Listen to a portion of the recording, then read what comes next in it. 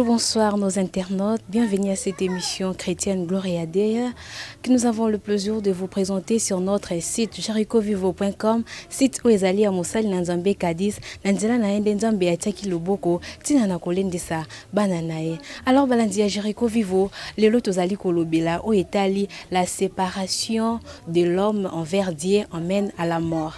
Sujet yango tokolobela ngo elongo na pasteur Maker Kinwa, azamoko ya ba pasteur ya ba église ya ville à Kinshasa, tozalaki na epe na émission précédente. Alors lelo tozongi lisusu na elongo. Bonjour pasteur. Bonjour maman Fleurette. En forme. Par la grâce de Dieu, tout est bien. Okay. Merci beaucoup. Balandia Jericho Vivo, ndenge toti kolobake non, tozali kolobela lelo la séparation de l'homme envers Dieu emmène en quoi? Ni le mona pasteur Maker nde tozali ko développer thème o tu yeli bino lelo. Alors pasteur, quand nous parlons de la séparation, tant de la séparation, est-ce que séparation ou tozolobela a, est-ce séparation ou est physique, to séparation ou est spirituelle? Merci vraiment Nzamba Zoloko pour la question. Tant tozolobela les kambota les séparation. Séparation premièrement ya mutu na Nzambe, est d'une manière spirituelle. Ça c'est d'une manière spirituelle, c'est dans ce cadre de la tozolobela.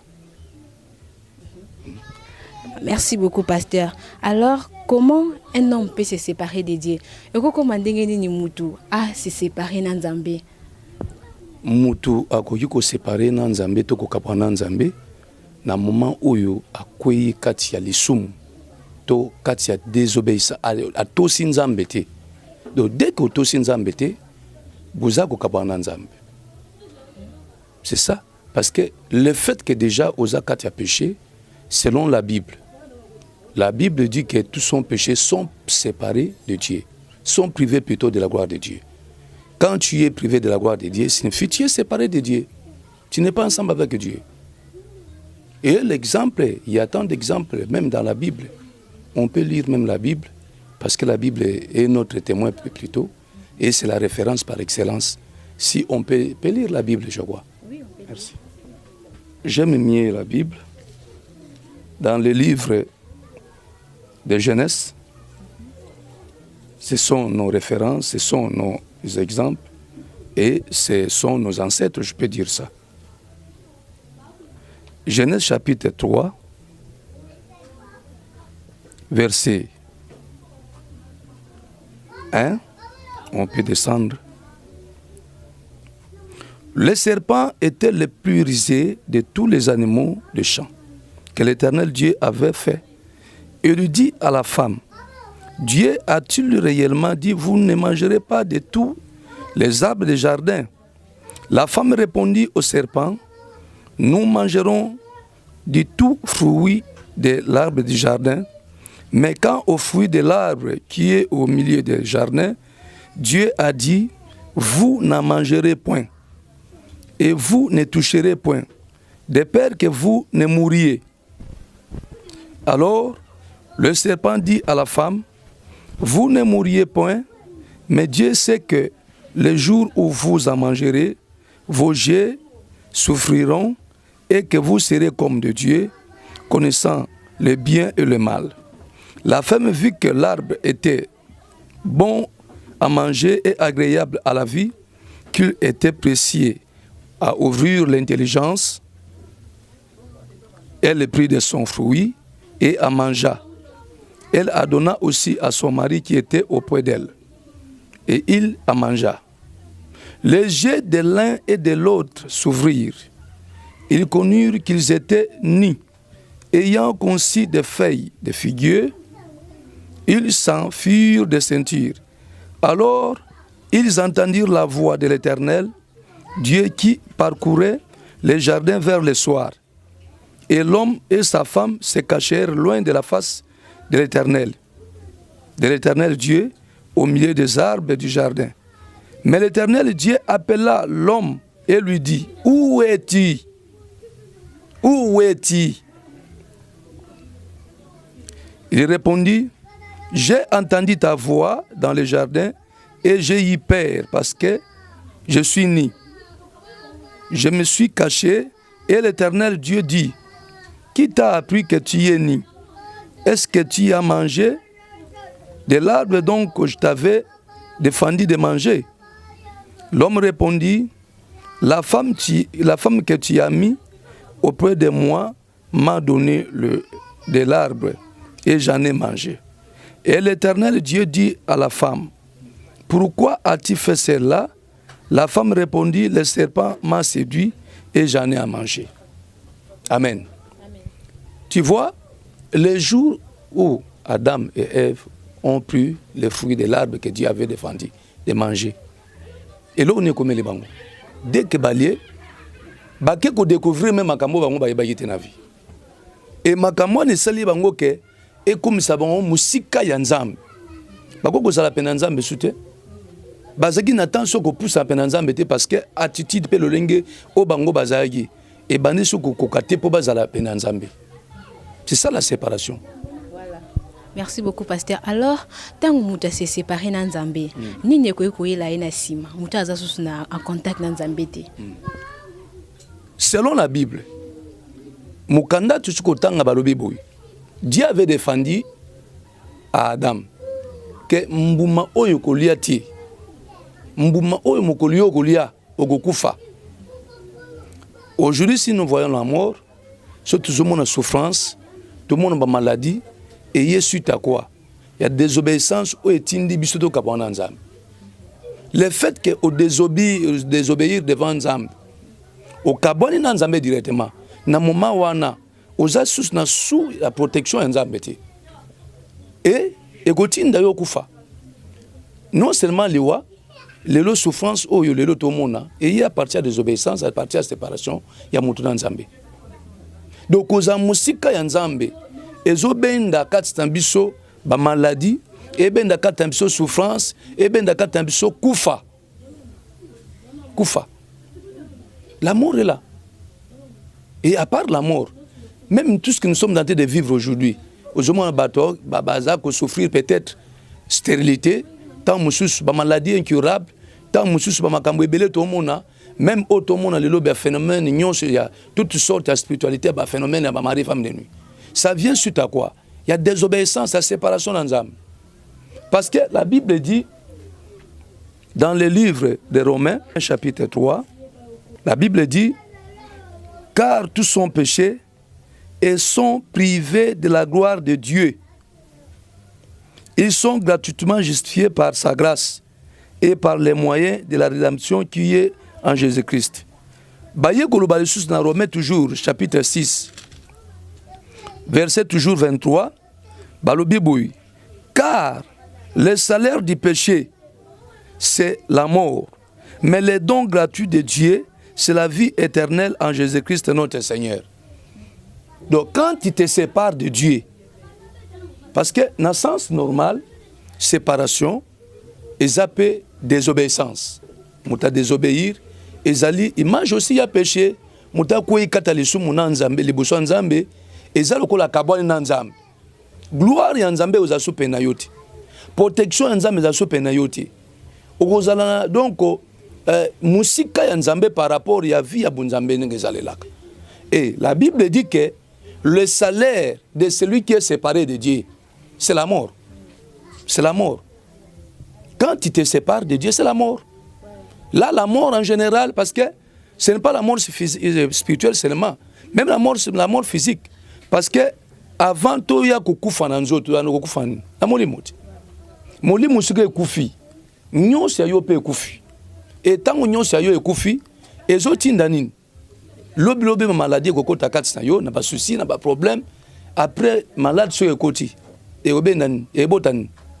Ezobota kufa. Ya nzoto siko. Parce que avant to ya kokufa nzoto, liboso molimu nde mutekendaka. Molimu se kufi, ndaye kopesa nzela na nzoto asani akufa. Merci beaucoup, pasteur. La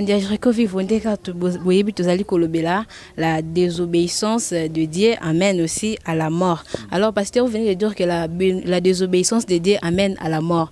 Tant que vous a désobéi dans Zambé, vous faites côté lié. Vous avez deux sortes de koufa. Vous avez physiquement, vous avez spirituellement. Mais comment vous avez découvrir que Aza a koufa spirituellement? na oti koloba très bien o nyonso tozomona est dirigé par les spiritualités. C'est les spiritualités qui dirigent les physiques. Vie à moli monde ezo bikato ezo faire vivre physique. Tango pour découvrir que moli monde ezo kufa, tu verras que tout ne marche pas dans ta vie. Tout ne marche pas. Et là, d'une manière là spirituelle, moi ma kamuna yo est un peu flou. Vie à mutu est un peu flou. Tant musus les autres monde toujours exemple mon côté de terre parce que même la Bible dit que la nature même ne vous enseigne-t-elle pas. J'ai exemple mutu aza normal à se retrouver dans vie à Kindumba. Donc ça montre directement mutu aza kokufa spirituellement. Mutu mo aza normal lobby akomolia missionnaire batu. C'est la sorcellerie, n'est-ce pas? Mutu aza Kindumba aza déjà kokufa. Mutu mo boza normal azagi normal lobby to monie akomo bima komo boma batu na butu abengie bandi. Et aza déjà mutu akokufa. Donc basine ozo tal sa déjà mutu akokufa, c'est par rapport à misala ozo sama na nzota mutu wana. Le fait que ozo mo déjà mutu asa makambo peut-être eza bien te même les bosso batu. Avant to komana les bosso nzambe, tant au moins déjà makambo eza bien ti. Directement na yo mutoza spirituel, tu comprends facilement que non, la personne est morte spirituellement. Merci beaucoup, pasteur. Alors, surtout que la Bible, est-ce que vous peut kotali sabiso na balandi Jacob ou bazolanda biso batu o ezaki ba se séparer ki na nzambe ba désobéissance qui envers Dieu et qui ba emima ki ba ngona kufa? Oui, merci. L'exemple je viens de donner, l'exemple il y a Adam na Ève. Ils ont désobéi devant Dieu. Et désobéissance dans bango et même qui bango les lois ne sont plus. Les lois ne sont plus. Mais avant même si ba kufa physiquement, ba banana kufa spirituellement, c'est ce qui a fait que bas kabwana nzamba kuma musika nzambe. Selon livre totuko tanga ba bini, ba lobi que tango ba ke kolia mbuma o nzamba pekisaki. Parce qu'il faut expliquer très bien qu'est-ce que signifie fruit. Selon la Bible, les fruits c'est quoi? Ce sont les actes que l'homme pose. Ba acte mutazo posé na vie na ye. Et nzete oyo Bible et lobi na biso parce que makome lobi na biso na mukanda si je ne me trompe pas na mukanda il y a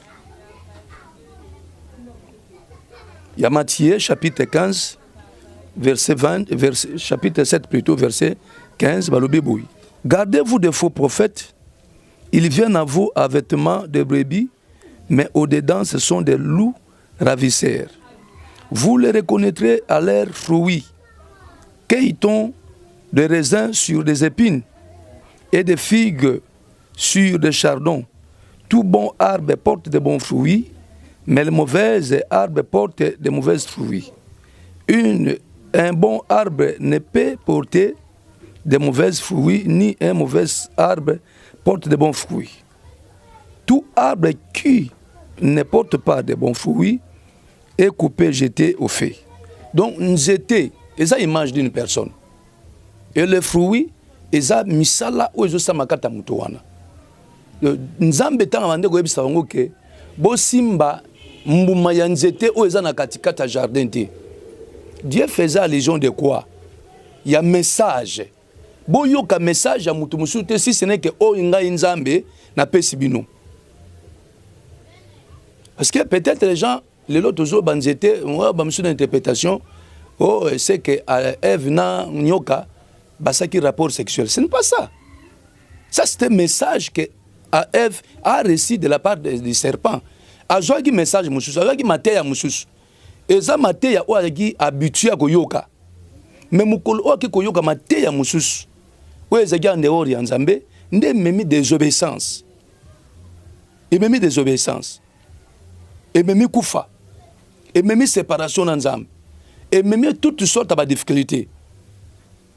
Au monde avec à la longue, selon la Bible, ceux qui tiennent à Bible que Nzambe a chassé qui bango na jardin d'Éden.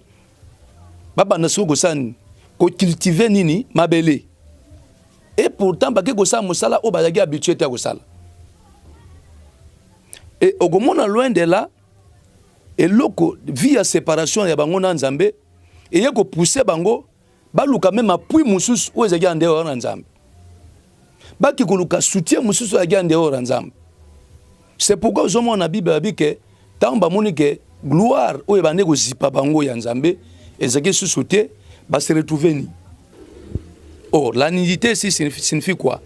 Donc dans les néants va se retrouver ne l'autre côté na maboko. L'exemple est dans le livre de Jonas. Jonas tant a désobéi répand Nzambe et là la Bible dit fait quoi? La Bible dit quoi? Tant que Jonas a désobéi, Nzambe atindi mo pepe na mai. Et mon pepe ba noko bouger na bateau to na boîte o Jonas azaki. Tant mon pepe bouger. Et là les bosseux ça mazaki. Ils ont tout perdu. Ils ont tout perdu. Après avoir tout perdu parce que ba union sagi nango bazo boka wapi na mai. Pour mon pepe san et se calmer. Et c'est tigagi. C'est une façon quand tu désobéis devant Dieu. Et là les bosseux nzamba ko sala ke asil sa nyonso ozanango mo pepe koya parce que ozana protection mon côté. Oza sur na garde fou mon côté. Mo pepe en tant que zoya, ce ngé boma ego bomati. Ce ngé zo ego zo. Après avoir selon Jonas, après avoir kozwa nyonso aki nango ekweyi na mai, la Bible dit nde ba yego zoye Jonas basani. Ba boga kata mai. C'est la mort, ce n'est pas la mort. C'est la mort.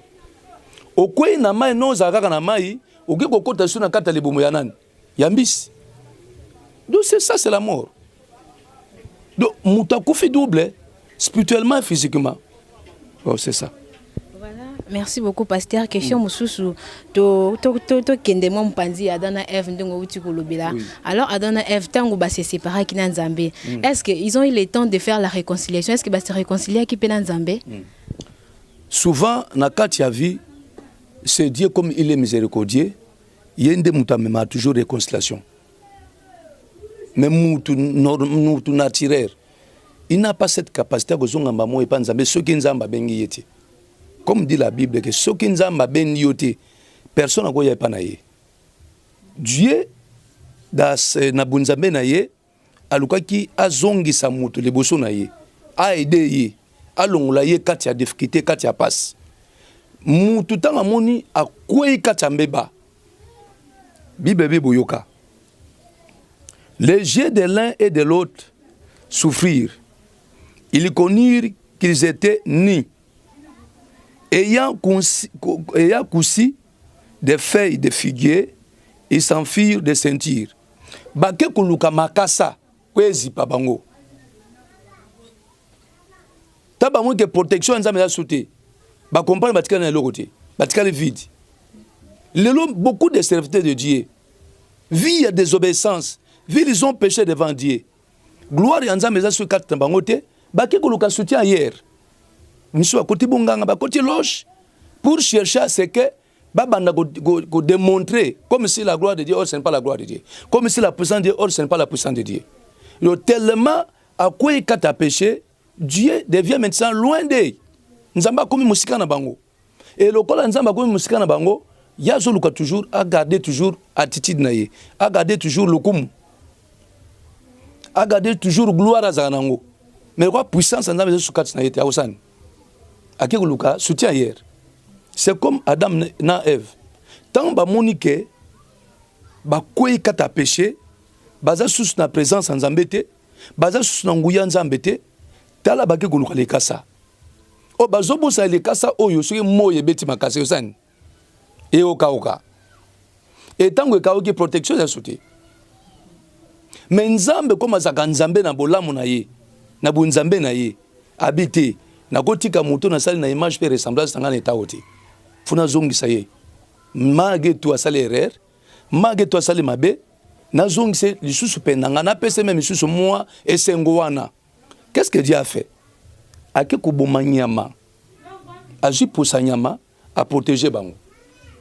Oh nyama oyo Nzamba bomi eza image anine ya sacrifice. Il y a agneau pascal.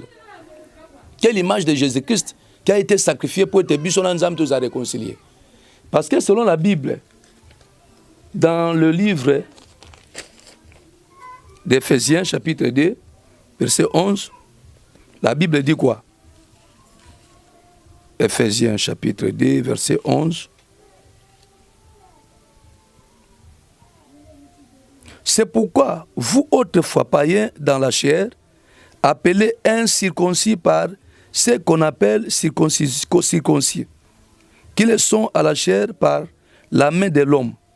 Souvenez-vous que vous étiez ce temps-là sans Christ, privés des droits de cité en Israël, étrangers aux alliances de la promesse, sans espérance, sans Dieu dans le monde. Mais maintenant, en Jésus-Christ, vous qui étiez jadis éloignés, vous avez été rapprochés par le sang de Christ, car il est notre paix, lui qui, de deux, n'en a fait qu'un, et qui renverse les murs de séparation et l'inimitié, ayant anéanti à sa chair la loi des ordonnances dans les prescriptions, afin de créer à lui-même, avec les deux, un seul homme nouveau et établissant la paix. Et de les réconcilier l'un et l'autre à un seul corps avec Dieu, par la croix, en détruisant par elle l'inimitié. Amen. Nzambe ake kozongisa biso.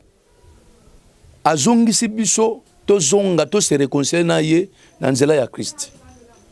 Na acte ya calvaire ya Christ, na acte ya croix ya Christ. Jésus-Christ o azaki lokola mpate o ba pese ki poete et permettre biso to zonga le busa Nzambe. C'est à cause ya acte wana ya Christ nde lelo to za réconcilier na Nzambe longo. C'est ça que Dieu aussi a fait. Na Adam na Ève. Abomi mwana mpate, abomi nyama. Makila na ye yango eza ko représenter makila Yesu. Parce que la Bible dit qu'ils ont vaincu à cause du sang de l'agneau et de la parole de leur témoignage. Donc c'est pourquoi réconciliation dans Nzambe zoya à travers ya sacrifice à Christ Jésus. Nde to se réconcilier dans Nzambe. Donc signifie quoi? Pour nous avec l'éclaircissement, la Bible dit Dieu a tant aimé le monde, dans le livre de Jean chapitre 3 verset 16. Dieu a tant aimé le monde. Il a donné son Fils unique, afin que quiconque croit à lui ne périsse point, mais qu'il ait la vie éternelle. Donc, quand tu crois à Christ, quand tu reçois Christ dans ta vie comme Seigneur et Sauveur, les rois pour nous na place. Les rois pour nous na place. Aux assos na c'est il y a pouvoir, il y a malin. Parce que dans le Romains chapitre 8 verset 1 il n'y a plus de condamnation. Quand tu es séparé de Dieu, tu es sous la condamnation. Mais la Bible dit qu'il n'y a plus de condamnation à ceux qui sont à Christ Jésus. Donc signifie la réconciliation est dans la yanan. Il y a Jésus-Christ. C'est lui qui est venu nous réconcilier avec Dieu. Yenda zapon. Yende aza lokola donko otoko benga médiateur wazo sangisa biso na Nzambe. Donc pour que nanzela Nzambe faut le kanzela Christ. C'est Christ a dit ouvertement que je suis le chemin, la vérité et la vie. Je suis le chemin, la vérité et la vie. Donc c'est ça. Merci beaucoup, pasteur. Alors, Nathan ou Yakala ndenge zaki mututa a péché contre Dieu. Pour na se faire pardonner, il faut atpe sa salambe kamoko, atumba nyama, makila wana yango nde ekosala ke azwa pardon envers Nzambe. Siko Nathan wa lelo mutu o azan aposa ke a se réconcilier na Nzambe et ka kenda ki musika Nzambe a désobéissé envers Dieu, siko alingi a se réconcilier na Nzambe akoki kosala nini? C'est ça que j'ai dit. J'ai dit ouvertement. Parce que la réconciliation c'est à travers Christ. Mukanda Colossiens chapitre 1 verset 20 à 22 l'obinabiso. Il a voulu par lui réconcilier, il a voulu par lui. Lui représente qui? Jésus. Donc Dieu a voulu par Jésus réconcilier, parce qu'il faut expliquer très bien. Dieu a voulu par Jésus réconcilier tout avec lui-même. Tant ce qui est sur la terre que ce qui est dans le ciel, en faisant la paix par lui, par le sang de sa croix. Dieu nous a réconciliés à travers Jésus-Christ. Nanzela makila na yende azongi saki biso le boso na ye. Mais siko, poete yo ozala parfait na Nzambe. Poete ozala communion parfait na Nzambe. Otambla tout droit na Nzambe. Faut toujours recevoir Christ à ta vie. Faut marcher avec ce Christ-là. Aux autres na ye longo, tout ce que tu peux faire, la volonté mais la volonté à Christ. C'est ça. Parce que dans le livre de 2 Corinthiens, chapitre 5, que dit la Bible? Verset 17, la Bible dit, si quelqu'un est à Christ, il est devenu une nouvelle créature. Les choses anciennes sont passées et voici toutes choses sont devenues nouvelles. Tango se réconcilier dans Nzambe, ozonge pa Nzambe, faut jouer modèle ya sika ya vie. Utiki vie akala. Ozaki ndumba, tu laisses kindumba na yo. Ozaki dongo ndoki, olitiki kindoki na yo. C'est ça Dieu veut. Ozaki moyibi, olitiki moyibi na yo. Ozaki koboma bato assassin, otiki assassin na yo. C'est ça, là tu marches avec Christ, tu marches avec Dieu. Là tu es tapé avec Dieu. Parce que qui même monsieur Ezate, pas monsieur Ezate si ce n'est qu'avec Jésus-Christ. Donc, mutoyo azana communion parfaite dans Nzambe, à cause de ce moté, volontairement surtout. Malgré tout, tous les autres sont charnels, les autres sont faibles. Mais un enfant de Dieu a l'ukaka au moins. Ah, ça a toujours mal, mon avis. C'est ça que Dieu nous demande à faire, chaque fois. Pour ça, Nzambe zalike, muyibi akufanaki muyibi na ye thématique muyibi. Pour ça, Nzambe zalike, ndumba akufanaki ndumba na ye thématique ndumba. Donc, besoin ya Nzambe zanini. A se réconcilier na mukil mubimba. Muto ya sali na lolenge pe na image na ye, pe na ressemblance na ye. Muta komaki musika a cause lisumu songolo mpaka. Aya pe na Nzambe. La vie du péché, ezo sala biso le boko Nzambe ko même mukuse pour être sauvé biso. Tango be la Nzambe c'est comme si Dieu n'existait pas. Ozo lukanzambe c'est comme si Dieu n'est pas là.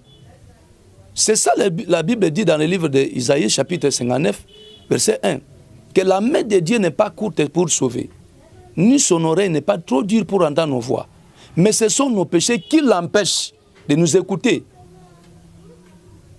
Masumu katsa mutu et comme la mire ou ebimi. Et quand tu cries devant Dieu, moi nzamba yoka yo ezati. Même si tu appelles, Dieu n'est pas là.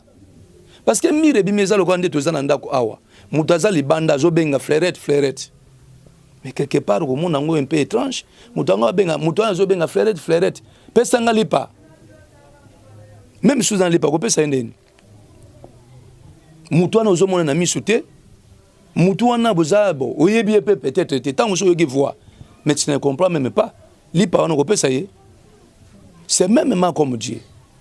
Quand tu es dans le péché, crois-moi que Nzamba komi musika no yo komi musika Nzamba. Nyonso go senge pa Nzamba opesoti. Et pour que Nzamba bano exaucer prière na yo, Nzamba bano ko peso za ngo posa, là Luka o se réconcilier na ye longo.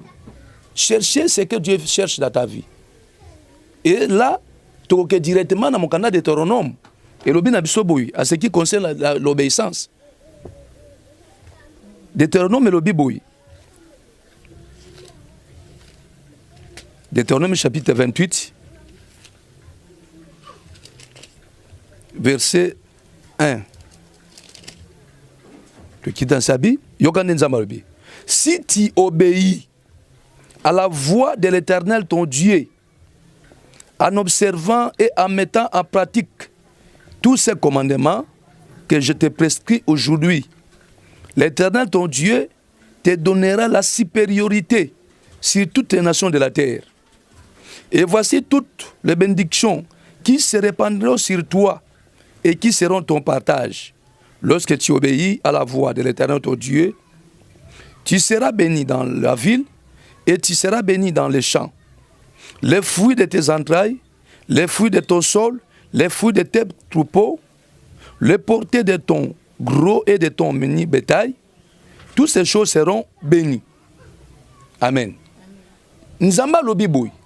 Si quelqu'un obéit dans la voix de Dieu, de moins en moins pouvoir tel qu'on a eu.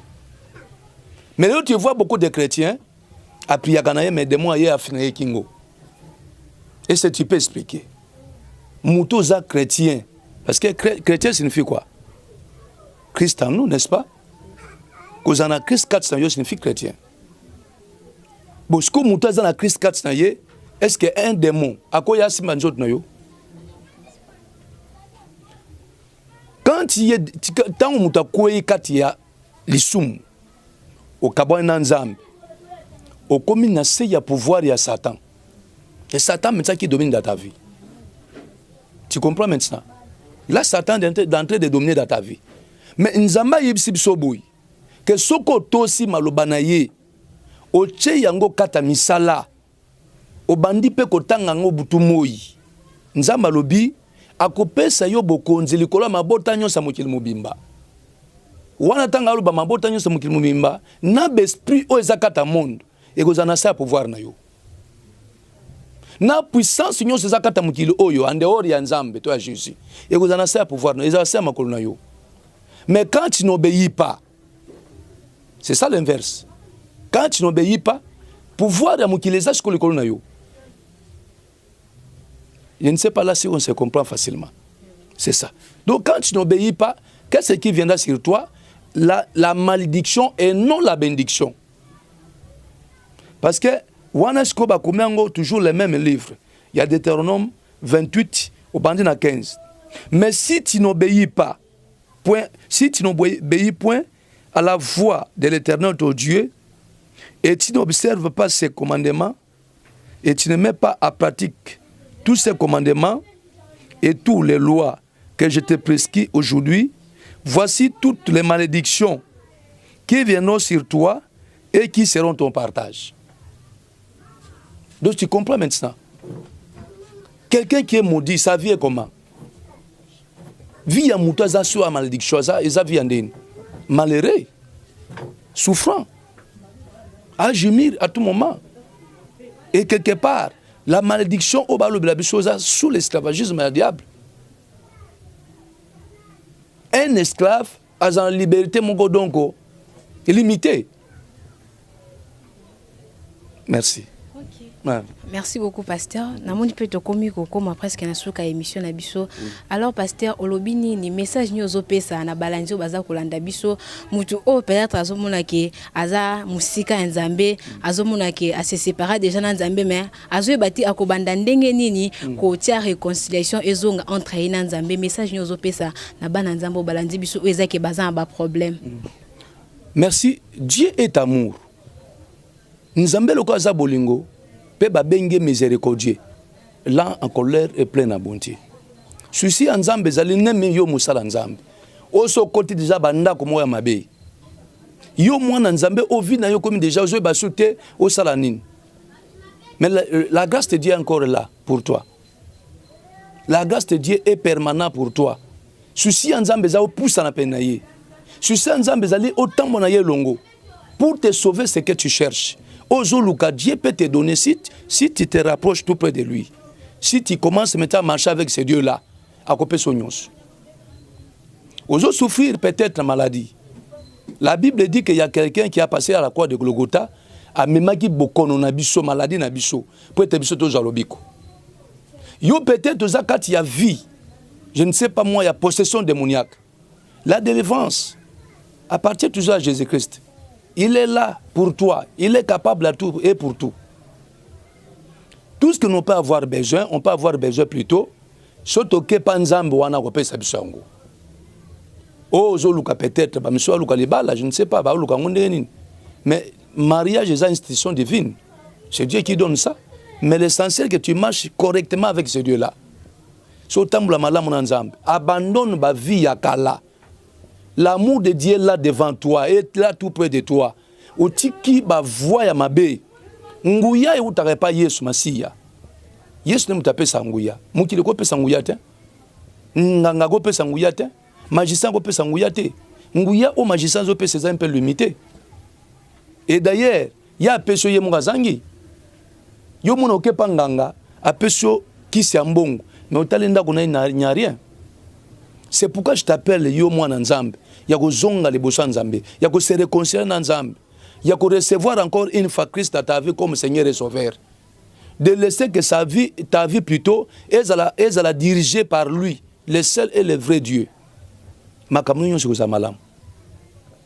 C'est pourquoi, nangnatal sayo amour nzambe.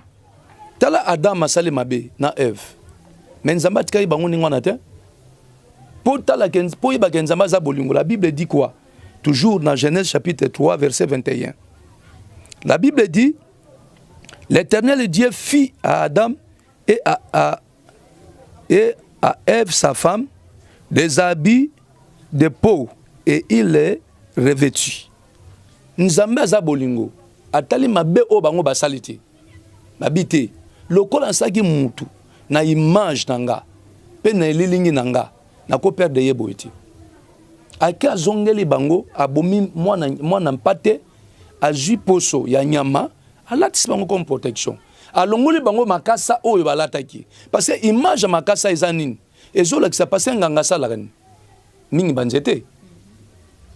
Yesu ayebisa Nathanael abibi tango ezaki na se ya nzete wana nga amonaki yo nzete eza image ya coutume, nzete eza image ya bukoko, nzete eza image peut-être banganga bakisi. Nzamba ayebisa ke biloko bocha na nzoto protection eza te. Protection eza seulement soki nga naza na yo elongo. Yango moni nzamba tiaki mutu ndenge wana te asekuriri yemba moko a récupérer ye habiter tala mutu ake koluka refuge ailleurs ake koluka soutien ailleurs te nazongisa ye na nzela. Deuxièmement, mukanda toujours ya Esaïe chapitre 30 alobi na biso boyi. Esaïe chapitre 30 alobi na biso boye. Malheur dit l'Éternel aux enfants rebelles qui prennent des résolutions sans moi. Malheur aux enfants rebelles. Qu'est-ce que signifie un rebelle? C'est qui? Mouta se rébellier, mouta se désobéir. Nanzambe longo. Wa kimi nzamba séparé nanzamba za rebelle. Siko nzamba bi mawana mutoyo aza rebelle ou akabana na ye ou désobéir na voix na ye. Abi malheur dit l'Éternel aux enfants rebelles qui prennent des résolutions sans moi et qui font des alliances sans ma volonté pour accumuler péché sur péché et qui descendent en Égypte sans me consulter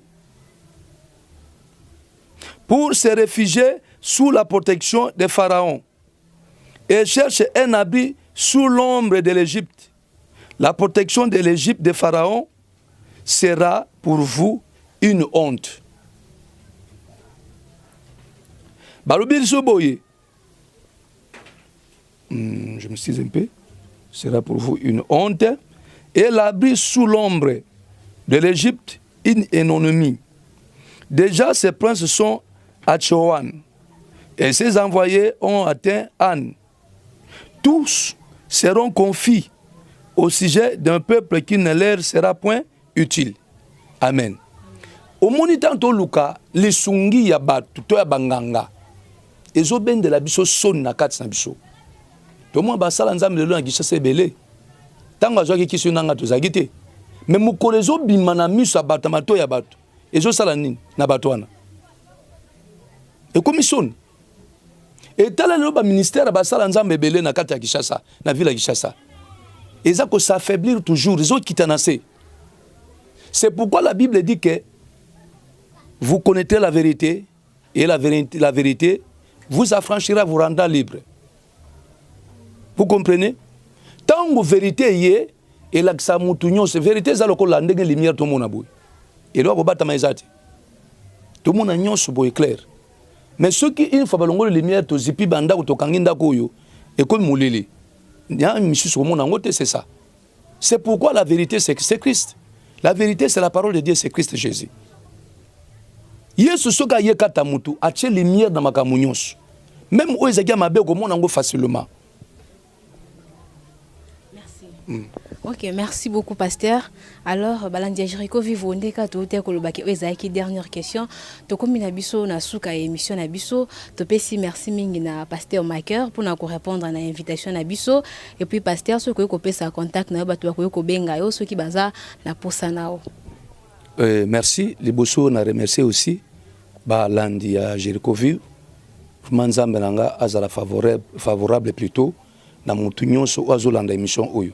émission o ezali nini social émission ezana liboso olungwa na voix ya ténèbres olungwa bisiko za kata molili o ya kata lumière pour te obika toujours luka to ka osali felo pour te to peuple lola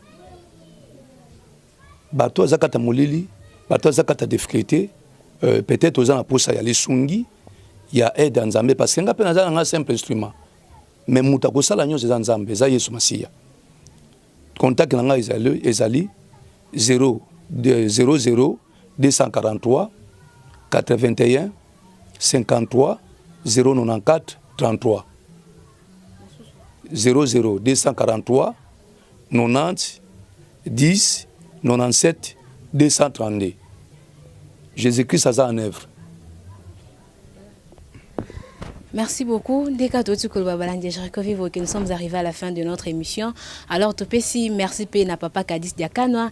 Nanzela Naende Bozali Komona, émission où Ezali Koleka, où Ezali ko présenter Binonga Fleurette, émission Gloria Day. Alors, Topesi Mbotena, la sœur Maria Diakanoa, et pas Ali Moko Yaba chantre. Topesi Mbotena, José Baïla, JB Service. Topesi Mbotena, Balandinyo, So Balanda Kabiso, surtout mes amis de l'UFASIC me suivent tout le temps. Balanda Ngami, Napesi Bazali, merci na ingénieur Titi, lui nous accompagne partout, c'est notre caméraman na nzela na ende bomona kaba elili o ya kitoko elekaka vraiment na ba émission na biso. Alors ba landia Jericho Vivo tolingi bino mingi tebike bino pe botala kabiso mingi bolinga kabiso mingi à travers émission oyo bana nzambe ebele bazali côté ama surtout que ba o bazaki bazana ba difficulté à ko kende église ya bazana misalati ba dimanche mais à travers émission oyo nous sommes sûrs que ezolendi sa balandi ya ezolendi sa bana nzambe ebele. Quant à moi alors je vous retrouve à la prochaine émission. Au revoir.